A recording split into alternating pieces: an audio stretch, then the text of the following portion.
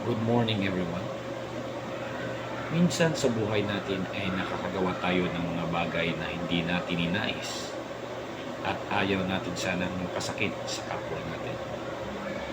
But if ever magawa mo man yun, don't forget to recognize and acknowledge sa nagawa mong mali. Of course, it's very important that we have to apologize to those persons na nasaktan natin. Minsan dahil na rin sa pride ay hindi natin ina-acknowledge yung mga nagawang kasalanan natin o yung mga bagay na nakakasakit sa kapwa-tao. But it is very important that we have to consider yung mga kapitbahay natin.